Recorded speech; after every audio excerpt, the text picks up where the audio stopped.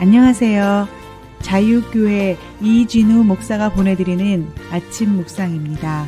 오늘도 예수 그리스도의 향기를 내는 복된 하루가 되시길 바랍니다. 2월 13일 금요일 아침 묵상입니다. 오늘은 세상이 멸시하는 가난한 자의 지혜라는 제목으로 전도서 9장 16절의 말씀 묵상합니다. 그러므로 내가 이르기를 지혜가 힘보다 나으나 가난한 자의 지혜가 멸시를 받고 그의 말들을 사람들이 듣지 아니한다 하였노라. 한 주간의 일상을 마무리하는 금요일 아침입니다. 이민생활의 분주함 속에서도 잠시 멈추어 하나님의 지혜를 구하는 여러분의 아침 위에 주님의 은총이 함께 하시기를 빕니다. 지난 묵상에서 우리는 해 아래에서 벌어지는 참으로 기이하고도 씁쓸한 한 장면을 목격했습니다. 작고 힘없는 성읍이 거대한 왕의 군대에 포위되었을 때에 그 성읍을 구원한 것은 칼과 창을 든 용사가 아니라 이름 없는 가난한 지혜자였습니다. 그러나 모든 위기가 지나가자마자 사람들은 가난한 자의 지혜를 칭송하기는커녕 그를 까맣게 잊어버렸습니다. 오늘은 이 이야기에 대한 결론이자 전도자가 오늘 우리에게 주는 깊은 성찰이 담긴 말씀을 묵상하려고 합니다. 전도자는 단호하게 선언합니다. 지혜가 힘보다 낫다고 말입니다. 전도서 9장 16절 전반부죠. 그러므로 내가 이르기를 지혜가 힘보다 나으나. 우리가 사는 세상에서 힘이 지혜를 이기는 것처럼 보입니다. 힘이란 무엇입니까? 세상이 추구하는 가치, 곧 부와 권세와 성공입니다. 하지만 실제로 성읍을 구한 것은 막강한 왕의 힘이 아니라 가난한 자의 지혜였습니다. 힘은 무엇을 합니까? 힘은 남의 것을 빼앗고 정복하고 파괴합니다. 힘은 생명을 위협하고 공동체를 무너뜨립니다. 큰 왕은 자신이 가진 권세와 힘으로 작은 성읍을 침략하고 에워싸고 큰 흉복을 쌓았습니다. 반면에 지혜는 무엇을 합니까? 가난한 자의 지혜는 왕이 침략으로부터 성읍을 구했습니다. 지혜는 생명을 살리고 공동체를 세웁니다. 여기서 지혜는 단순한 영리함이나 지식이 아닙니다. 전도자가 말씀하는 지혜는 하나님을 경외하는 믿음을 의미합니다.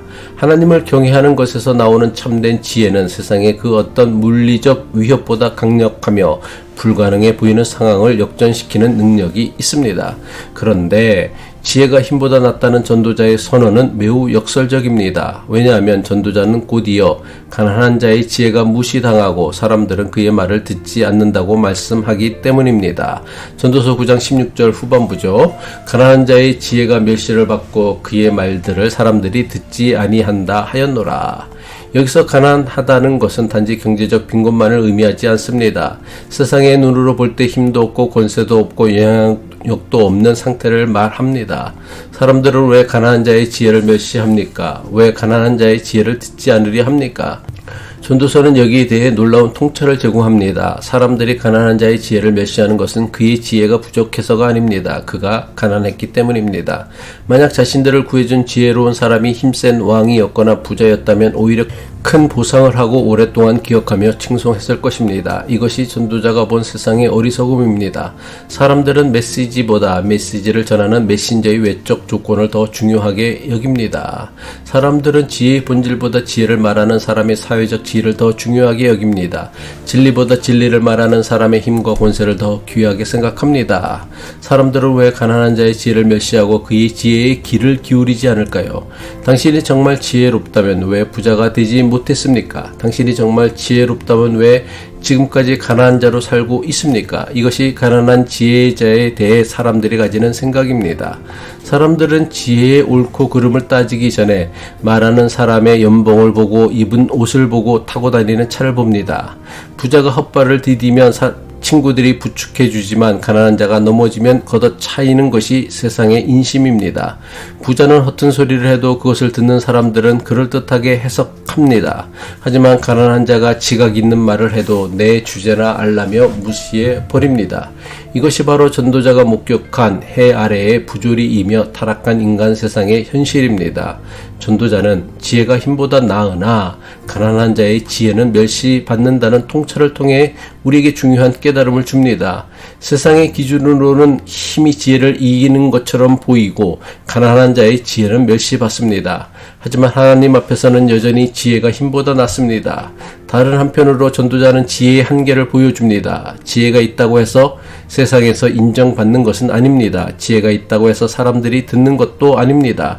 그럼에도 전도자는 지혜를 포기하지 않습니다. 세상이 인정하지 않더라도, 사람들이 듣지 않더라도 지혜가 힘보다 낫다는 진리를 포기하지 않습니다. 비록 세상은 가난한 자의 지혜를 멸시하지만 하나님은 그 지혜를 들어 강한 자들을 부끄럽게 하십니다. 사도 바울은 고린도전서 1장 27절에서 이렇게 선언합니다. 그러나 하나님께서 세상에 미련한 것들을 택하사 지혜 있는 것들을 부끄럽게 하려 하시고 세상에 약한 것들을 택하사 강한 것들을 부끄럽게 하려 하시며, 지혜가 힘보다 나음을 기억하며 살아가시기를 바랍니다. 그러기 위해선 세상의 인정이 아닌 하나님의 인정을 위해 살아야 합니다. 가난하더라도 지혜로운 사람이 되십시오. 비록 사람들이 듣지 않더라도 하나님께서 들으십니다. 비록 사람들이 기억하지 않더라도 하나님께서 기억하십니다. 예수님은 가장 지혜로우셨지만 가장 가난한 모습으로 오셔서 세상의 멸시를 받으셨습니다. 그러나 그 길을 포기하지 않으셨기에 우리에게 구원이 임했습니다. 기도드리겠습니다. 지혜의 근원이신 하나님 아버지, 세상의 힘이 아닌 주님의 지혜를 구하며 살게 하옵소서. 사람의 인정이 아닌 주님의 인정을 위해 살게 하옵소서.